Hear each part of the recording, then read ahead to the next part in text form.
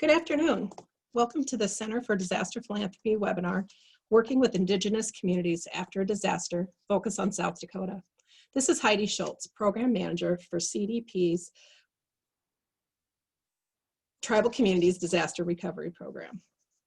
This webinar is funded through a partnership with Margaret A. Cargill Philanthropies and is co-sponsored by Charity Navigator, Iowa Council of Foundations, Kansas Association of Community Foundations, Minnesota Council on Foundations, United Philanthropy Forum, and Native Americans in Philanthropy.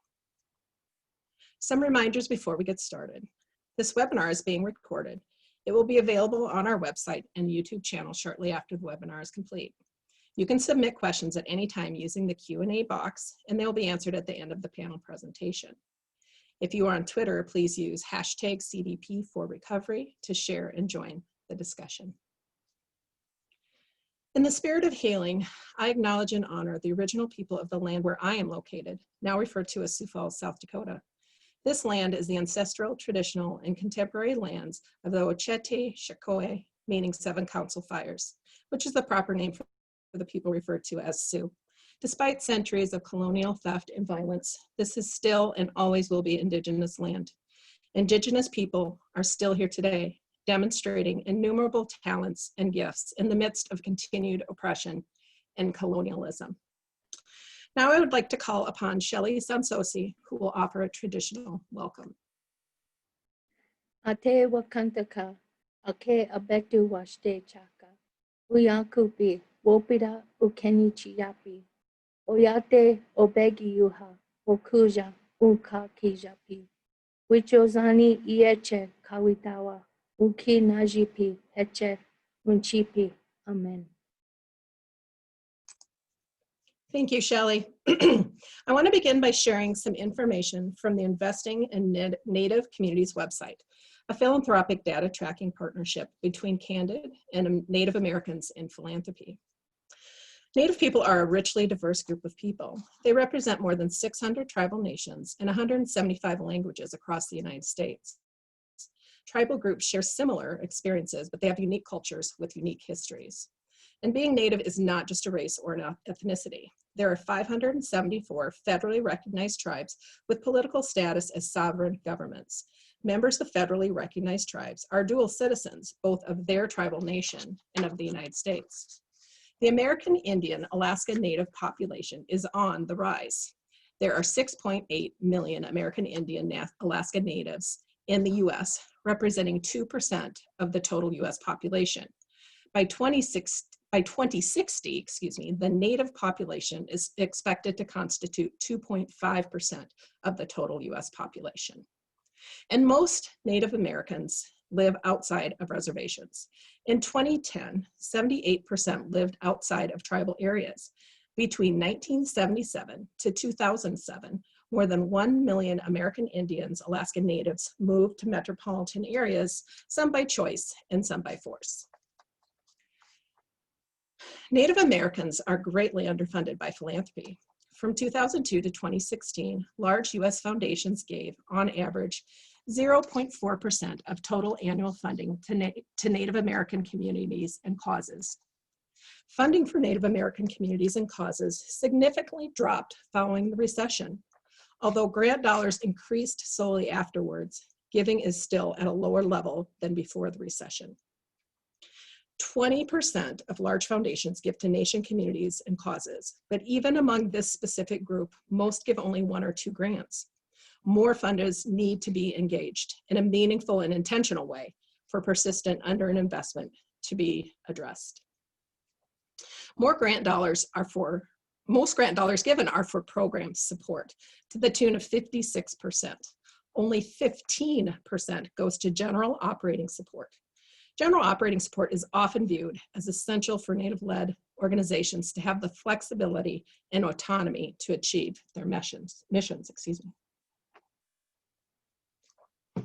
Now I would like to introduce the panel members who are joining us. I am honored to be here speaking with them today and humbled by their knowledge, experience, and selfless spirits.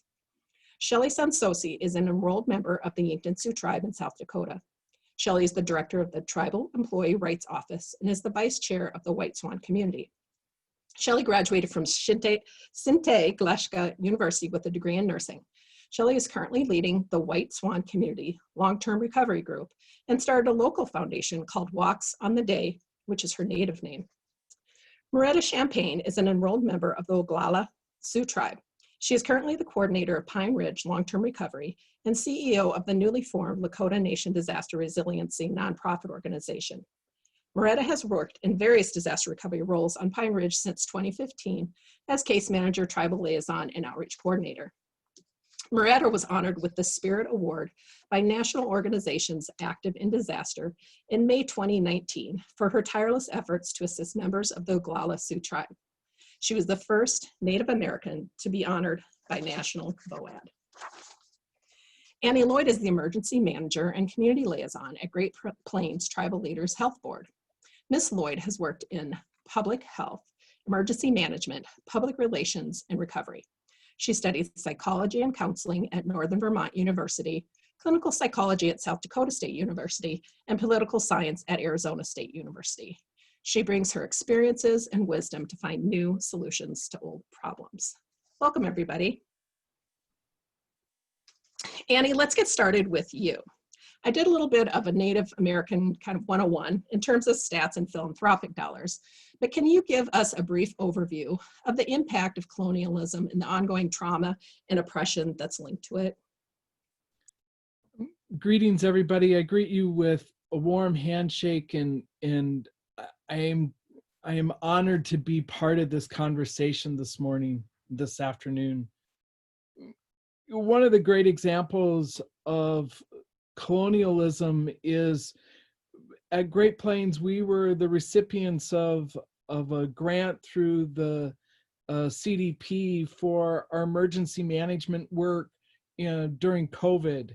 And what it allowed us to do was to fill the gap in the meeting the needs throughout the Great Plains, and specifically what you talked about in delivering emergency management services that there were no other funding resources available for, specifically the grant services and the way that services are delivered. Specifically, let's talk about food.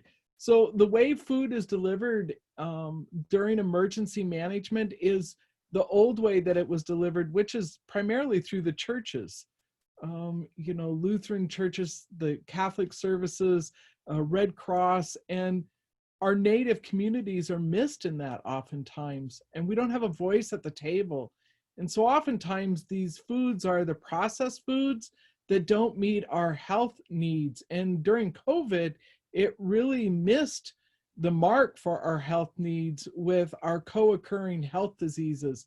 So those grants allowed us to change how we fed our people and brought in different resources, rice and potatoes and protein meats like buffalo and beef, to meet the specific needs of our people and stand up self-sufficient means of people addressing the specific needs within the tribal communities. Annie, what does that look like? I think you could give a lot of examples, really, but what does that look like when we talk about the impact on disaster response, beyond COVID? Think of pre-COVID, like a weather-related disaster, both response and how does emergency management look different in tribal communities? Oh gosh. So, it is, some tribal communities have emergency managers and some do not. Some have full-time emergency managers, most do not. That is changing as a result of COVID, but typically there are not full-time staff that are paid emergency managers or resources for emergency operations. And oftentimes people are wearing 2 or 3 or 4 hats. So your tribal health directors oftentimes are also your incident commanders, your emergency managers. So you're wearing multiple hats and trying to fulfill multiple different roles and utilizing, one office to suffice, many different avenues. And it just is not an efficient way to provide resources. And in COVID, it really got complicated in being able to deliver efficient and effective resources for our people. So Annie, following up on the COVID, because I mean, that's just top of mind for all of us. It's hard to deal with other weather-related disasters when we're also working on COVID response. Tell me a little bit about how, tell our audience a little bit about how we kind of started the CDP grant with your organization, and then how that has kind of evolved and morphed into what it is today to really do what your organization needs to do to help both the peoples of the 18 tribes you serve and the urban natives in the Rapid City area. Well, one of the things that we recognized right away was that we wanted and needed to create a supply chain for food that served the Native people and was Native-led and was able to be sustainable by the Native community. That we want to build capacity and honor our sovereign traditions and our tribal sovereignty. And when Native people can serve Native people, we're better able to meet our needs. We know what our needs are within our districts, within our tioshpais, within our family units, within our communities, and community to community shifts. We know where there are food markets and where there are not. We know how to deliver areas and the transportation needs, whether it's within our urban community. Within the urban community of Rapid City, there was nobody, partnerships with Native Americans were able to deliver food out to rural areas, but not able to deliver food within the urban area of Rapid City. So CDP's grant allowed us to meet the needs within the urban community of Rapid City and set up the logistics of meeting with different funders. And, finally this week, we will, after 8 months of working on creating a food chain system through the work of FEMA and St. Vincent de Paul and CDP, and working with the Lutheran people, we will be bringing in 2 semi-loads of food in working with Dot Foods and bringing that into the Rapid City area to get delivered out to all the communities here. That's 8 months worth of work, and that would not have been possible without the coordinated effort of CDP. That's just one example. And obviously, as you know, Heidi, I could go on for 3 hours about this. Yeah, you could. Absolutely. That's great, Annie. Thank you. Shelly, I wanted to go to you now and ask you for your thoughts. So when we first met, one of the things that shocked me when we were talking about the flooding that happened in your community was that your community and the main road, the highway into town, was pretty much flooded for all of 2019. What was the impact on your community from that, and what has been resolved? Hello, everybody. I'm happy to be here. To answer your question, the impact on our community from the highway being flooded was really greatly negative. Our community is a non-resource community, just a housing community. So we have to go in maybe I think a quarter mile to half a mile into town for food, for school, for all of our necessities.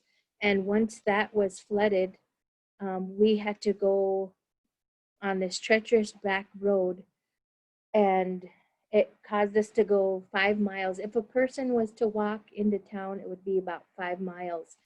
And because there was so much groundwater, even the road was like there were sinkholes in there, and so it caused like a lot of automobile to need work, and then like the kids sometimes if they missed the school bus, they would just walk to school, and that couldn't happen.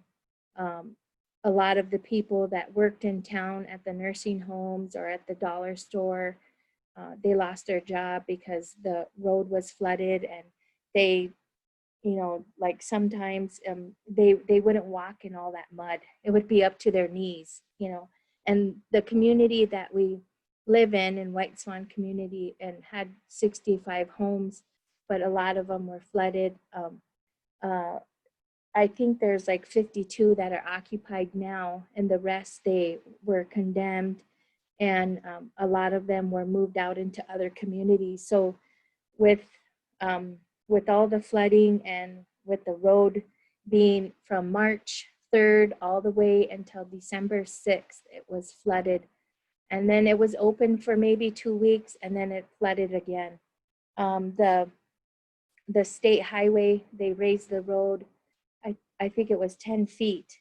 And once the winter came, the water froze, so the people were able to drive on that. And boy, when the road opened, I think we just cruised on it just to cruise on it because we missed the road so much.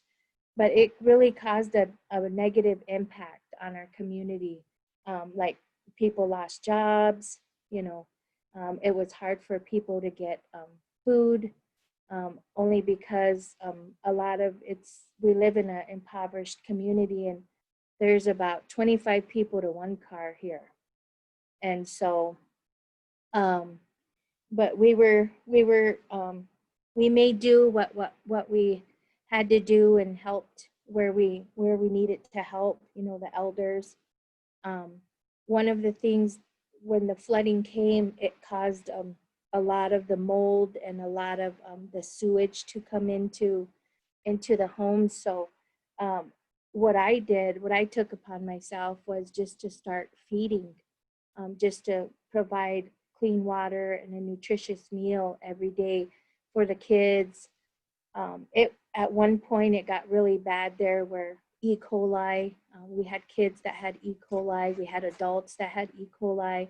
A lot of our kids had ringworms and staph infection because of the flooding was literally in their kitchen door. It was, the kids had to walk through like knee-deep water. When the bus dropped them off to their house, they had to walk through water or ride their bikes through the water. And so it caused like a lot of the bacteria to get to the kids. So one of the things that I did was just started to try to get food, to the people, and have like a clean, safe area for the people to come and get water and other things that they needed. And I reached out to a lot of the faith-based organizations to help. And then our tribal leadership helped at that time. And then other people would help me. And so that's kind of how we made it past not having the road there for literally 9 months. Yeah, and I know you did a lot of initial response to the flooding, and like you said, all the food needs and just all kinds of community needs. And now we have COVID. So you've kind of been in disaster mode for what, a year and a half. And Yeah. I know you've been doing a lot of feeding. And recently your case manager did some individual needs assessments with housing, with the different home, folks living in the community. What did that data collection about, that we intended to get information about the flood damage, but what did that tell you about the food insecurity? Well, that was when we looked at the data, people were more worried about the food, worried about getting food rather than the mold or the water or, their furnaces or, their other appliances that were out, the hot water heaters. due to the flooding.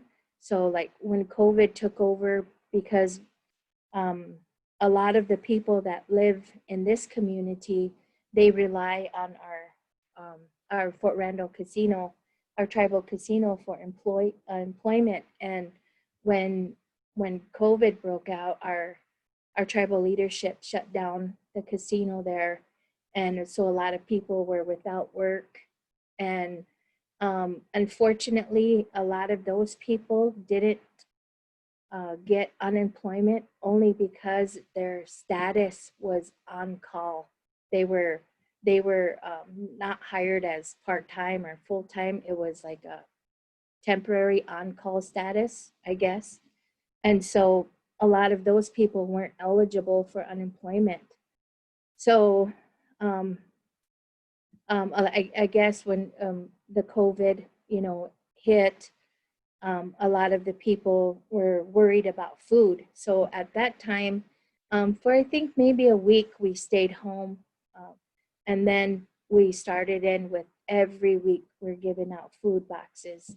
We're giving out supplies, necessities like cleaning supplies and things that the people need. And, Pampers and formula. And we were fortunate to be involved with a few of the faith-based organizations, and they reached out to us, and they've been helping us all along. So every week we've been providing food boxes to the community. Some weeks it's 75 food boxes, some weeks it's more. It just depends on how much we get. We get a lot of help from our faith-based organizations and the Yankton, the city of Yankton in South Dakota. So yeah, that's been really heartwarming to see, because I do think you guys are doing a really good job coordinating a lot of different organizations that want to help out in different ways. And really, when CDP got involved, you already had a lot of things figured out as far as the feeding and some of those necessities, right? Like the diapers and things like that. But we really kind of got involved with to try to help you set up a long-term recovery group to really recover from the flood. And Shelly, you're volunteering your time, but the long-term recovery group hired your husband, Chris, to help really you and the whole community coordinate the recovery. So I wanted to talk a little bit about Chris's work. And the picture you're seeing now is one of the elders' basements that actually needs some foundation repair. And then you're also seeing a picture of the flooded highway into town.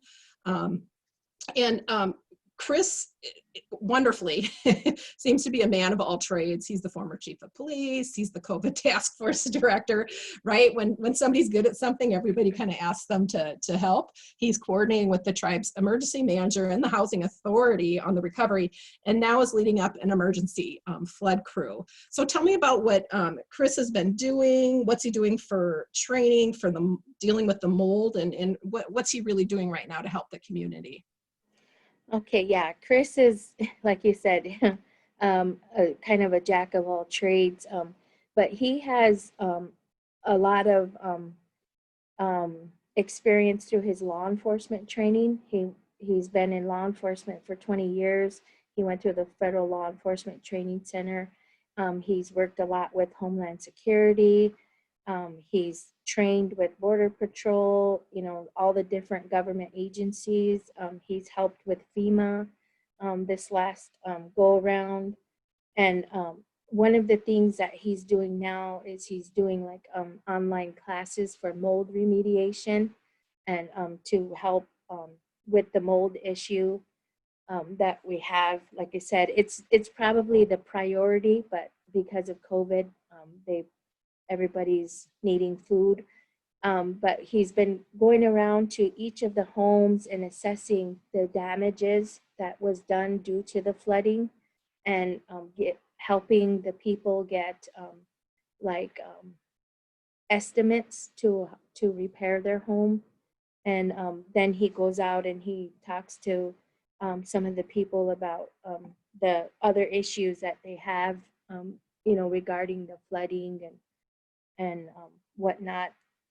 And like I said, for the emergency flood crews, he's been going with them, and they've been getting all the moldy debris out of the people's basements and out of their yards, taking it to the landfill and getting the houses ready to go and do the mold remediation.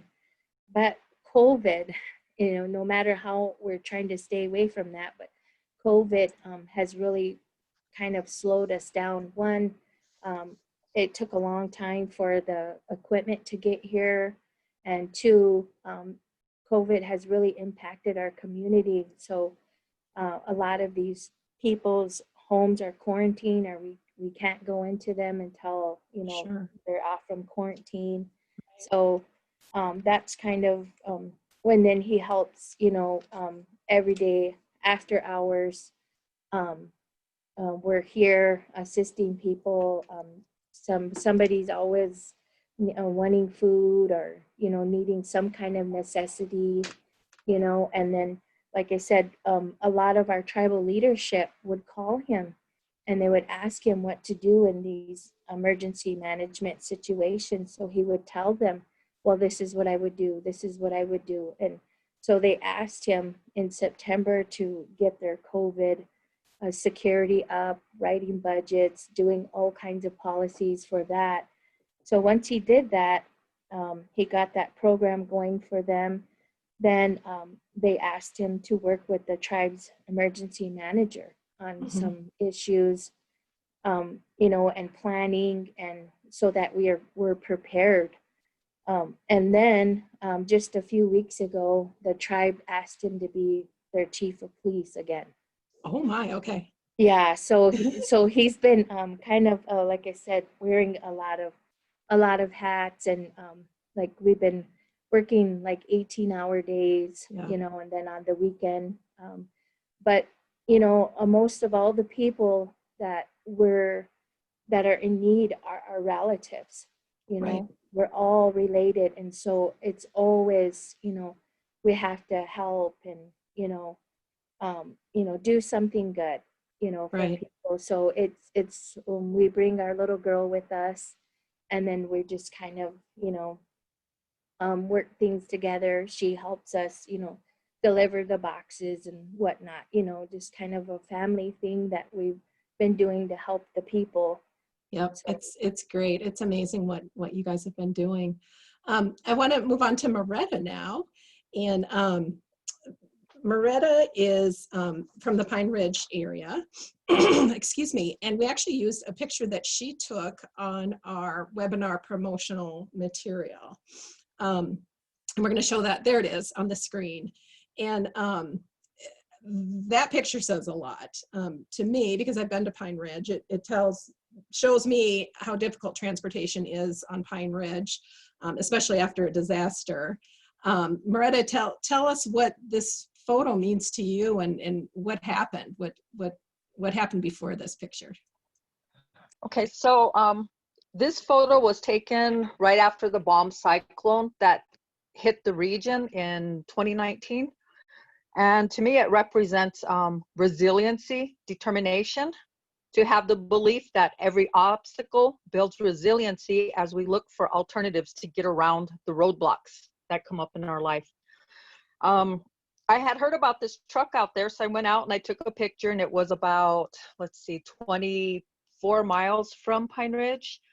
Later on, I found out it belonged to my nephew, and I asked him what happened. So here's a short version. They were snowed in after the snowstorm and the rain that came, found out that their road had been washed out. They lived 2 miles off of the highway, off of the pavement, and they were running out of food. They have 3 generations living with them, from elders down to a 2-year-old baby, and a total of 16 people in the home. So him and his wife made an alternate route. They went over the prairie, through fields, and they made it to the highway. They made it to, I think they went to Gordon, Nebraska, which is like 36 miles from Pine Ridge, and they did their shopping, toilet paper, soap, laundry, everything. So they were coming home, and they decided to take the back road.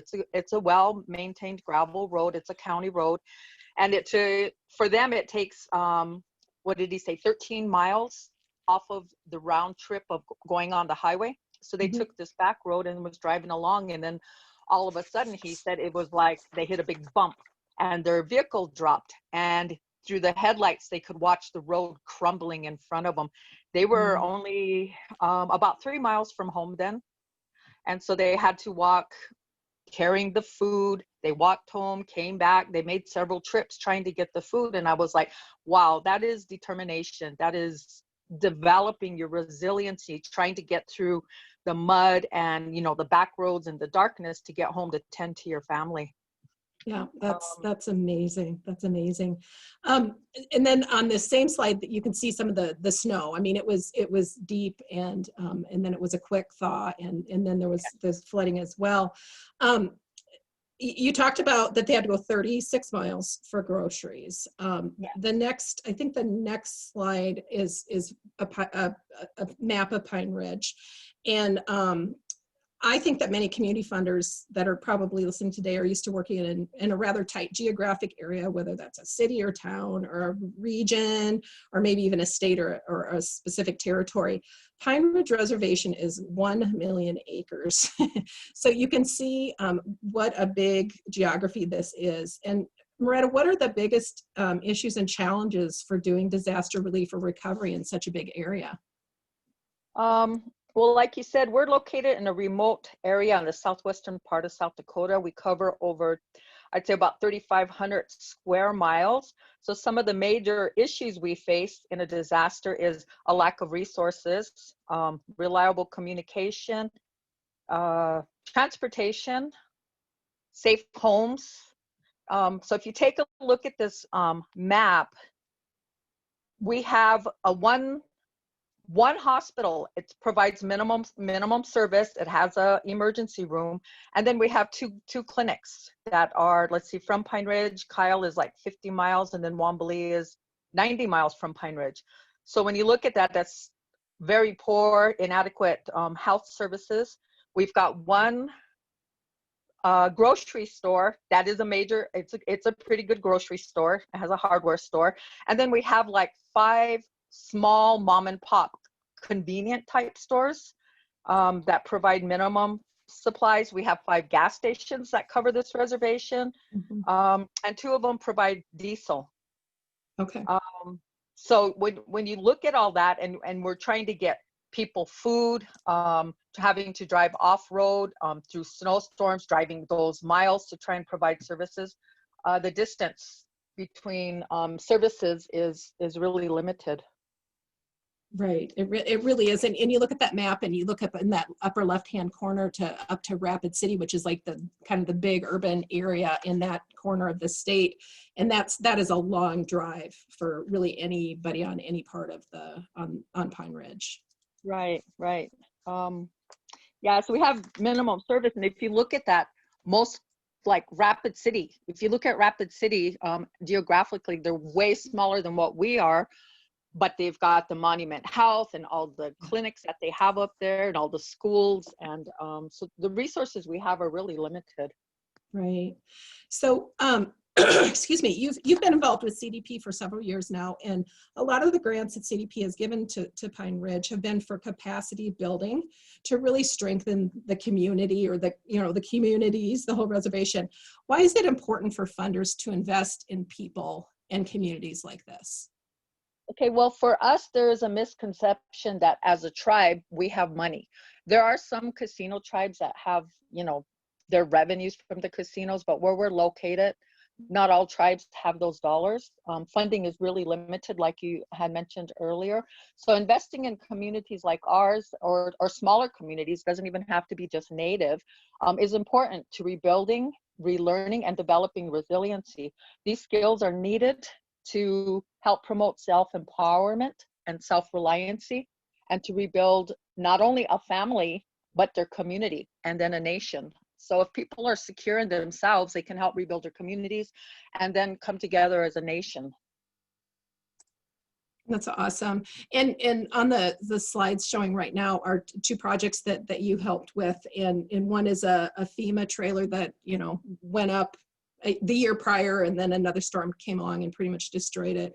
And then it was a bigger building with roof repairs. Tell us just a little bit about some of the programs where you've been teaching some of those resiliency skills and some of those construction skills too. Okay, so we received our first dollars in 2016 from CDP. We've done some trainings, case management training, teaching people how to advocate for themselves. You know, when FEMA comes, how do you justify the help that they want to give you, because FEMA has strict guidelines.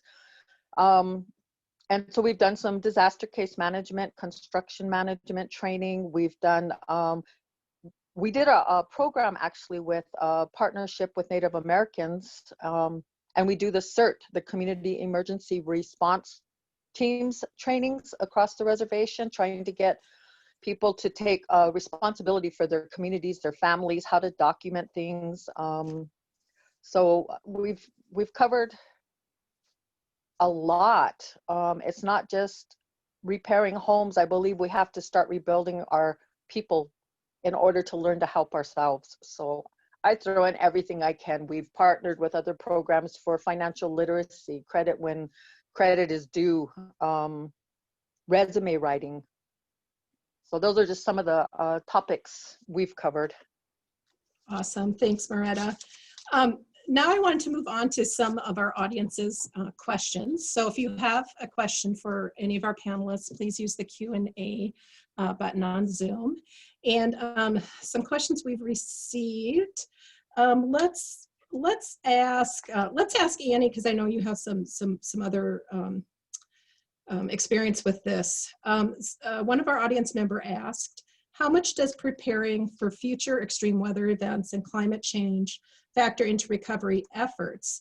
And how do tribes not build back into the same risks that caused the disaster in the first place? So what I've witnessed is the shared experience that emergency managers have come together and sharing what works has provided an opportunity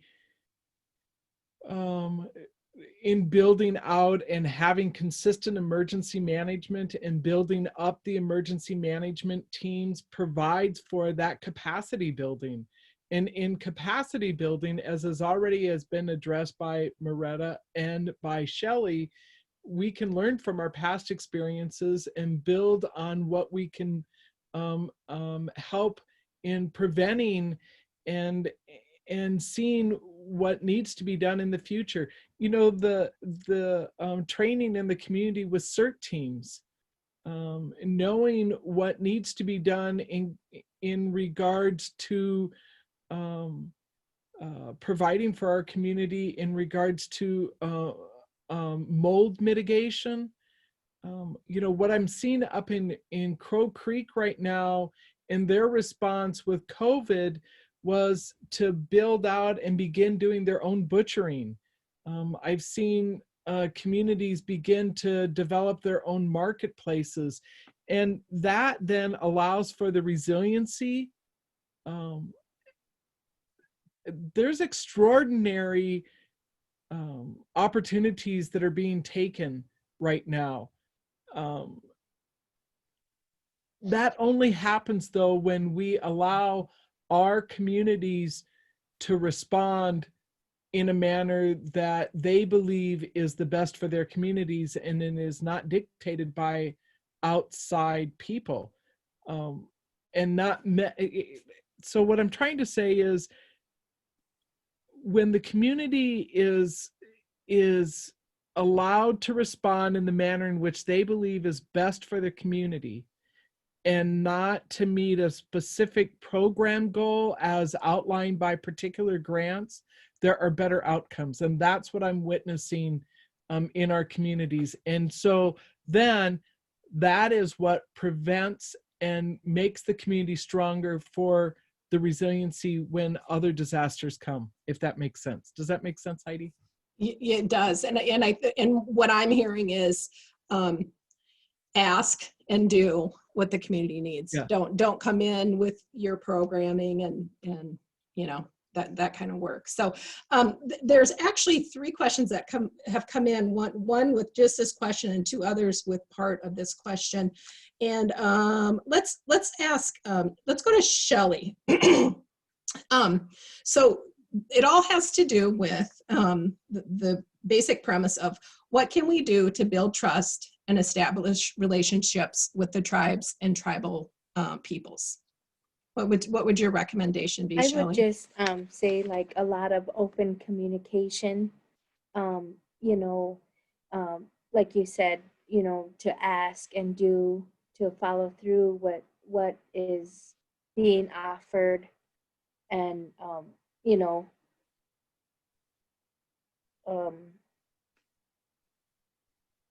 to build to establish the relationship with the tribes. One of the things that I know that you did when you first came in and you approached us, we went to the tribal leadership and we communicated. We were transparent with everything that CDP wanted to do, what we were going to do. So I think that's probably the best thing, is open communication and transparency, following through. That's awesome. That's great, Shelly. So this is I want to go to one for Moretta. And so there's kind of 2, and one of the individuals is asking, they work in disaster preparedness and training. And one of the individuals is their organization raises money during disasters to grant to local-led disaster recovery work. And both of them want to know how they could best partner, and what would be a good entry point to working with tribes or tribal communities in those areas. Moretta.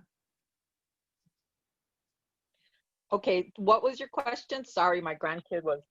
Yeah, no, it's kind of 2-part. It's a person asked about that they do trainings in disaster preparedness and recovery, and they were wondering what some specific networks or organizations they could partner with to kind of improve outreach and partnerships in tribal communities. And then another organization that raises money to grant out to local-led disaster recovery work has kind of the same question, like how do they get started? Who should they connect with? Who should they reach CDP, of course. out to? I did not feed her that answer. Good answer, Moretta. Right? I mean, why not? Well, why not is. network with people that are already here doing the things? And then plus us as a Lakota Nation Disaster Resiliency, we're a new nonprofit, just a little over a year old. But we also work for our area. Mainly, we've been working with our emergency manager. We share an office with them, a building with them, and we're right there on the scenes. But you know, the best way to go is to ask that question and to reach out to people who have been here. And Center for Disaster Philanthropy has been a big boost for us, you know, working with us, and not just us, but the other regions as well. Sure. Awesome. Annie, I'm going to start with you, but the other panelists might have some insight too, because it's probably a little bit different in each community, but I think there's a lot of similarity. So one question is, what is your biggest challenges? Food sourcing and supply sustainability, and perhaps case managers to help with the outreach and response, because they want to know what areas can philanthropic dollars help the most. So from the very beginning, I think with food sourcing, I want to be kind with this answer. You know, at the beginning, we worked with existing resources for sourcing food. And so many of our folks have, you know, high blood pressure, diabetes, and it was really important that we got good, healthy food to our people. And so we've worked, like I said, for months and months and months to source food that is healthy. And we still don't have a good food chain yet to do that, but we're working on that. And we believe that Native people serving Native people is the best way to go about doing that. So setting up a Native supply chain for food, I really believe, and I've spent a lot of time working with Feeding America to work on this, and we're slowly gaining some traction in that area. But and then setting up, you know, all year round gardening, greenhouses, setting up opportunities for butchering within tribal communities. We've had a lot of conversations about that. Setting up food vaults, supporting people within those areas. So because Great Plains Tribal Chairman's Health Board works with the tribal health leaders, the tribal leaders, the emergency managers, and the programs throughout the Great Plains, you know, I hear a lot of the conversations with everybody, and many people have amazing innovations and ideas of what they want. And it goes back to listening to what the people want and helping and supporting those areas, and not forgetting about the urban Indian areas for where so many people live that are off reservation, and, you know, whether it's in Fargo or Bismarck or, you know, Rapid City, and meeting those needs as well. Shelly, do you want to share a little bit about what you guys have done, which I find really creative, meeting some of the food needs in your community, and then tell them about your creative way of still helping folks with case management and their cares, paperwork, and all that good stuff when COVID was, well, when it was initially hot, now it's hot again, but to keep in contact with your people. Okay. What we've been doing for resourcing the food is we've got help from faith-based organizations. I have a few of the organizations. One is from Oklahoma City that reached out to me, and I have two of them in the city of Yankton, South Dakota, that have reached out, and just some the county commissioners asked me to come and talk about the flooding that happened here on our reservation. So I went to the city of Yankton and I talked to some people. There were about 55 farmers there that listened to what I had to say. And a few had reached out to me.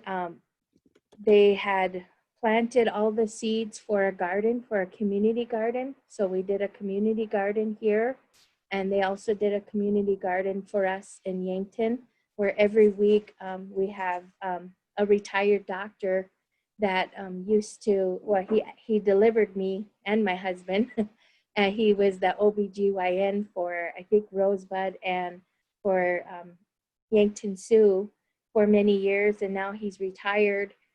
And what had happened was the humanitarian club from the Yankton High School had reached out to him because they knew he worked with Native people. And one of their projects was to do a cross-cultural project to kind of give humanitarian aid.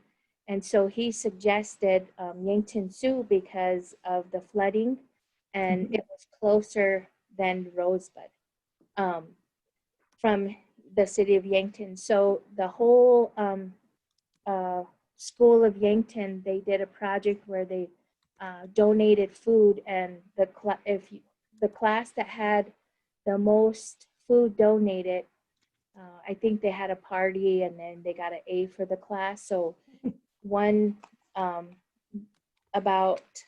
maybe about 10 months ago, they came, the few of the high school students, and Dr. Gilmore, he's the retired OBGYN, he came and bought a whole bunch of food for us. I mean, it was a lot of food, and it sustained us for feeding every day. We would feed every day, and then on the weekends we would feed 3 times a day because the kids were off from school.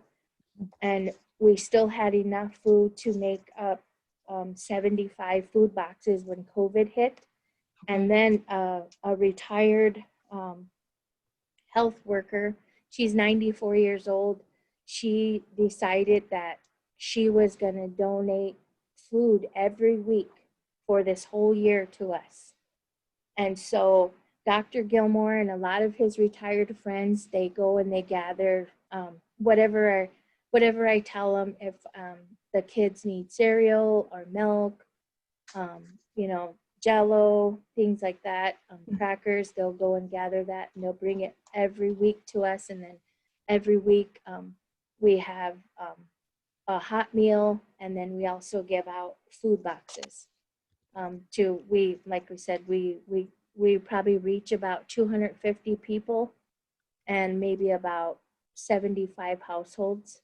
Okay. And then so we alternate. So if this, I have like 204 households that I have to take care of in my White Swan community. So if this household didn't receive something this week, the next week, then I'll go to the other ones that didn't receive anything. Sometimes we could reach all of them. Sometimes there's good helpers out there. That's awesome. Thanks, Shelly. So this is an interesting question, and a very timely question. This is from John Kane, and I've had conversations with him. And this is probably an Annie question, but it definitely impacts the work both Moretta and Shelly are doing. And John asks, mentions that storage space is essential for pre-positioned supplies, local food chain, and managing donations during response. And honestly, it's always essential. He asks if we can comment on the extent of both dry and cold storage space on tribal lands. Annie, this is what we've been working on. Well, so this really goes back. I defer actually to the work that's being done with Steve Wilson and Moretta and Johnny down in Pine Ridge, and they are doing such amazing work down there with both cold storage and dry storage. Really the use of semi trucks and Conex boxes really is what we're using right now. And I don't know if it's the most efficient or not, but it's what we're using. We need more of it. If I had my perfect world, what we've used, I've run other programs around the world, and what I would do if I had my druthers in every district, I'd have food vaults both for cold storage and dry storage, and I would ask funders to work with people and have that built, and so that we had adequate food storage for both protein. I mean, that's what we really need is protein storage. So meat storage, we don't have enough meat lockers throughout the communities, and dry storage throughout all of the communities. And, really acquiring Conex boxes and putting those up, they're, efficient, putting them up on blocks so we don't have to worry about flooding, and then having efficient, be it semi trucks that we use generators with, or some type of other cold storage. We need them in all of the areas, but not just the communities within the districts too. And we often forget about the districts. Absolutely. Thanks, Annie. So that is, we need to kind of wrap up the questions. That's all the time we have now for the questions.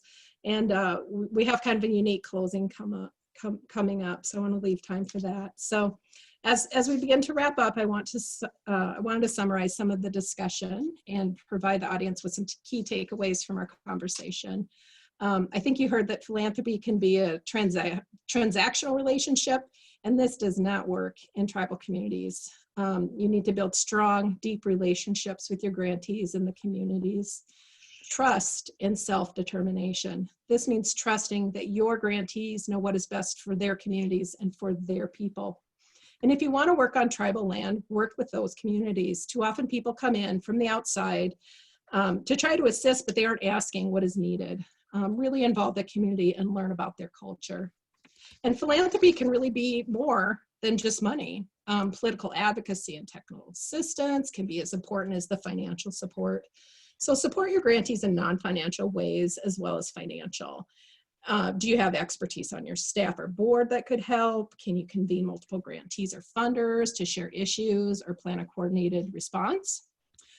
Because collaboration is key. So collaborate with other funders to help do more with less. And this can improve the process overall and make things just smoother for the grantees as well. As our panelists have shared, there will be ongoing needs for assistance with recovery efforts really for years to come. CDP has many resources, including several funds devoted to disaster philanthropy that can assist you. Our issue insights provide an introductory look at disasters and responses. We have recordings of past webinars that you can view. Our disaster profiles provide regular information about the impact of a disaster and the needs of the community to inform philanthropy on how they can help. And our staff are always available to provide guidance. You can find more information about our work at www.disasterphilanthropy.org. To those of you who may be planning disaster response funding, CDP has many additional resources and information in our disaster playbook. And you can find that at www.disasterplaybook.org. Now, before we close, I'm sad to say that it's almost time to say goodbye to Nancy Beers, Director of the Midwest Early Recovery Fund, who will be retiring at the end of December after 6 years here at CDP. And we've gathered a few quotes from grantees that we are now posting on the screen. And I'd like to ask Moretta to do a blessing for Nancy as she gets ready to retire.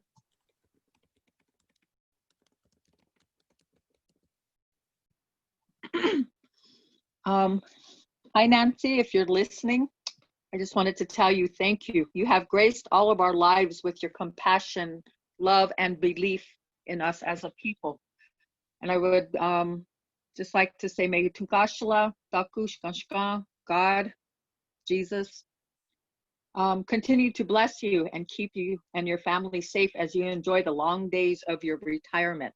And please do not be a stranger. Keep in touch. Thank you so much, Moretta. In order to respect everyone's time and keep this to an hour, that's all the time that we have for today's webinar. Wopila, or thank you to Shelly, Moretta, and Annie for taking time to share their insights with us. Special thanks again to our funder, Margaret A. Cargill Philanthropies, and our co-sponsors, Charity Navigator, Iowa Council of Foundations, Kansas Association of Community Foundations, Minnesota Council on Foundations, United Philanthropy Forum, and Native Americans in Philanthropy.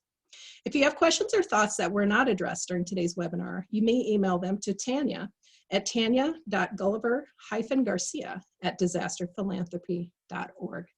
Thank you so much and have a great afternoon.